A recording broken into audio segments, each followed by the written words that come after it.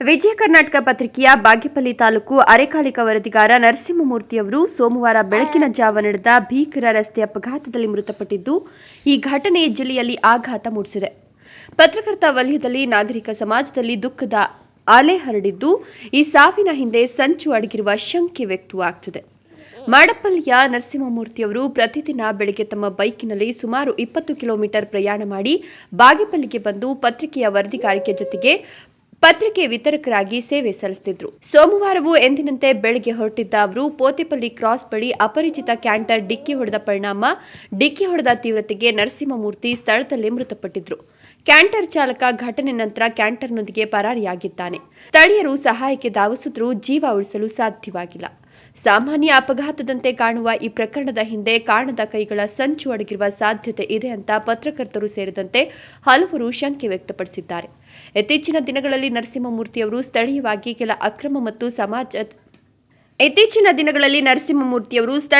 ಕೆಲ ಅಕ್ರಮ ಮತ್ತು ಸಮಾಜ ಹಿತಕ್ಕೆ ವಿರುದ್ಧ ಚಟುವಟಿಕೆಗಳ ಕುರಿತು ತಮ್ಮ ವರದಿಗಳ ಮೂಲಕ ಬೆಳಕು ಚೆಲ್ಲುತ್ತಿದ್ದ ಕಾರಣ ಈ ಅಪಘಾತದ ಹಿಂದೆ ಪ್ರಭಾವಿಗಳ ಕೈವಾಡ ಇರಬಹುದೆಂಬ ಶಂಕೆ ವ್ಯಕ್ತವಾಗಿದೆ. ರಾಜ್ಯ ವೃತ್ತಿ ನಿರತ ಪತ್ರಕರ್ತರ ಸಂಘದ ಜಿಲ್ಲಾಧ್ಯಕ್ಷ ನರಸಿಂಹಗೌಡ ಮಾತನಾಡಿ, ನರಸಿಂಹಮೂರ್ತಿಯವರು ತಮ್ಮ ವೃತ್ತಿ ಜೀವನದಲ್ಲಿ ಯಾವತ್ತೂ ಅಸಡ್ಡೆ ತೋರದ ಶ್ರಮಜೀವಿ, ನಿಜ ಬಿಚ್ಚಿಡುವ ಧೈರ್ಯ ಹೊಂದಿದ್ದವರನ್ನ ಈ ರೀತಿ ಕಳೆದುಕೊಳ್ಬೇಕಾದ್ರೆ ಪತ್ರಕರ್ತರ ಸುರಕ್ಷತೆ ಪ್ರಶ್ನಾರ್ಹವಾಗುತ್ತದೆ. ಅಪಘಾತದ ಹಿಂದೆ ಯಾರಾದರೂ ಸಂಚು ನಡೆಸಿದರೆ ಸತ್ಯ ಬಹಿರಂಗಗೊಳ್ಳಬೇಕು. ಈ ಹಿನ್ನೆಲೆಯಲ್ಲಿ ವಿಶೇಷ ತನಿಖಾ ತಂಡ ರಚಿಸಿ ಪ್ರಕರಣ ಸಿಐಡಿಗೆ ಹಸ್ತಾಂತರಿಸಬೇಕು ಅಂತ ಆಗ್ರಹಿಸಿದರು. ಜಿಲ್ಲೆಯ ಉನ್ನತ ಪೊಲೀಸ್ ಅಧಿಕಾರಿಗಳಾದ ಕುಶಾಲ್ ಚೌಕ್ಸೆ ಹಾಗೂ ಜಿಲ್ಲಾಧಿಕಾರಿ ಪಿಎನ್ ರವೀಂದ್ರ ಅವರಿಗೆ ಪತ್ರಕರ್ತರ ಸಂಘದಿಂದ ಮನವಿ ಸಲ್ಲಿಸಿ ತಕ್ಷಣವೇ ತನಿಖೆ ಆರಂಭಿಸುವಂತೆ ಒತ್ತಾಯಿಸಿದರು. ಮೃತ ನರಸಿಂಹಮೂರ್ತಿ ಅವರನ್ನ ನಂಬಿ ವೃದ್ಧ ತಂದೆ ತಾಯಿ, ಪತ್ನಿ, 3 ವರ್ಷದ ಮಗಳು ಹಾಗೂ ಕೇವಲ 8 ತಿಂಗಳ ಮಗುವನ್ನ ಅಗಲಿದ್ದಾರೆ. ಕುಟುಂಬಕ್ಕೆ ಏಕೈಕ ಆಧಾರವಾಗಿದ್ದವರ ಆಕಸ್ಮಿಕ ಅಗಲಿಕೆ ಅವರ ಕುಟುಂಬವನ್ನ ಆರ್ಥಿಕ ಮತ್ತು ಮಾನಸಿಕ ಸಂಕಷ್ಟಕ್ಕೆ ತಳ್ಳಿದೆ.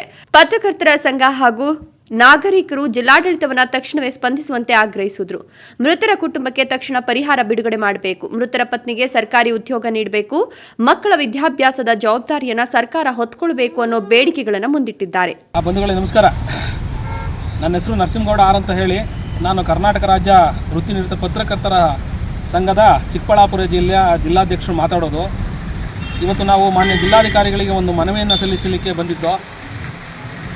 ಕಾರಣ ಏನಪ್ಪ ಅಂದರೆ, ಚಿಕ್ಕಬಳ್ಳಾಪುರ ಜಿಲ್ಲೆಯ ಭಾಗ್ಯನಗರ ಬಾಗೇಪಲ್ಲಿಯ ವಿಜಯ ಕರ್ನಾಟಕ ಪತ್ರಿಕೆಯ ವರದಿಗಾರರು ಮತ್ತು ವಿತರಕರು ಆದಂತಹ ನರಸಿಂಹಮೂರ್ತಿಯವರು ಅಪಘಾತದಲ್ಲಿ 3 ದಿನಗಳ ಹಿಂದೆ ಮೃತರಾಗಿರ್ತಾರೆ. ಏನು ಅಪಘಾತ ಸಂಭವಿಸಿದೆ, ಆ ಅಪಘಾತಕ್ಕೆ ಸಂಭವಿಸಿರೋ ವಿಚಾರವಾಗಿ ನಮಗೆ ಹಲವು ರೀತಿಯ ಅನುಮಾನಗಳಿವೆ.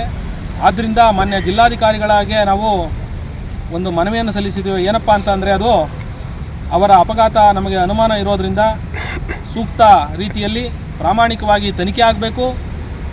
ಮತ್ತು ತನಿಖೆಯಲ್ಲಿ ಯಾವುದೇ ರೀತಿಯ ಲೋಪದೋಷಗಳು ಬರಬಾರ್ದು. ಯಾರಾದರೂ ಕೂಡ ಈ ಅಪಘಾತದ ಹಿಂದೆ ದೊಡ್ಡ ವ್ಯಕ್ತಿಗಳು ಕೈವಾಡ ಇದ್ದರೆ ಅವರ ಮುಲಾಜಿಗೆ ಮರ್ಜಿಗೆ ಒಳಗಾಗಬಾರ್ದು. ಮತ್ತು ಇಲ್ಲೇನಾದರೂ ತನಿಖೆ ನಡೆಸಲಿಕ್ಕೆ ನಿಮಗೆ ತೊಂದರೆಗಳಾದರೆ ಅದನ್ನು ಉನ್ನತ ಮಟ್ಟದ ತನಿಖೆಗೆ ವಹಿಸ್ಕೊಡಿ ಅಂತ ಹೇಳಿ ನೀವು ಹಿರಿಯ ಅಧಿಕಾರಿಗಳಿಗೆ ಪತ್ರವನ್ನು ಬರೆದು ಅವರಿಗೆ ಮನವಿಯನ್ನು ಮಾಡಬೇಕು. ಅದೇ ರೀತಿ ಏನು ಪತ್ರಕರ್ತ ಇವತ್ತು ಅಪಘಾತದಲ್ಲಿ ಮೃತಪಟ್ಟಿದ್ದಾನೆ, ಅವರ ಕುಟುಂಬ ಏನಿದೆ, ಅವರ ಕುಟುಂಬಕ್ಕೆ ಸೂಕ್ತ ರೀತಿಯ ಪರಿಹಾರವನ್ನು ಒದಗಿಸಬೇಕು. ಮತ್ತು ಅವರ ಪತ್ನಿಯವರು ಏನಿದ್ದಾರೆ, ನರಸಿಂಹಮೂರ್ತಿ ಅವರ ಪತ್ನಿ, ಅವರಿಗೆ ಒಂದು ಸರ್ಕಾರಿ ಉದ್ಯೋಗವನ್ನು ಕೂಡ ಕೊಡಿಸಬೇಕು ಅಂತ ಹೇಳಿ, ಮತ್ತು ಏನು ಈ ಸಾವಾಗಿರೋದ್ರಿಂದ ಈ ಸಾವಿನ ಸಂಭವಿಸಿದ ನಂತರ ಪತ್ರಕರ್ತರಲ್ಲಿ ಅಭದ್ರತೆಯ ವಾತಾವರಣ ಸೃಷ್ಟಿಯಾಗಿದೆ. ಪ್ರಾಮಾಣಿಕವಾಗಿ ನಾವು ಸಾಮಾಜಿಕ ಕಳಕಳಿಯಿಂದ ಸುದ್ದಿಗಳನ್ನು ಪ್ರಸಾರ ಮಾಡಿ ಸಾಮಾಜಿಕ ಸೇವೆಯನ್ನು ಸಲ್ಲಿಸುವಂಥ ಅವಕಾಶವನ್ನು ಕಳ್ಕೊತಾ ಇದ್ದೀವಿ ಅನ್ನೋ ಅಂತ ಹೇಳಿ ಭಯದ ವಾತಾವರಣ ಮೂಡ್ತಾ ಇದೆ. ಅದರಿಂದ ಇವೆಲ್ಲವನ್ನು ಕೂಡ ಮನಗೊಂಡು ಕೂಡಲೇ ಎಲ್ಲ ರೀತಿಯ ಮುನ್ನೆಚ್ಚರಿಕಾ ಕ್ರಮಗಳನ್ನು ತೆಗೆದುಕೊಂಡು ಪತ್ರಕರ್ತರಿಗೆ ಸೂಕ್ತ ರೀತಿಯ ಭದ್ರತೆಯನ್ನು ಒದಗಿಸಿಕೊಡಬೇಕು ಅಂತ ಹೇಳಿ ನಾವು ಇವತ್ತು ಮನವಿಯನ್ನು ಸಲ್ಲಿಸಿದ್ದೇವೆ.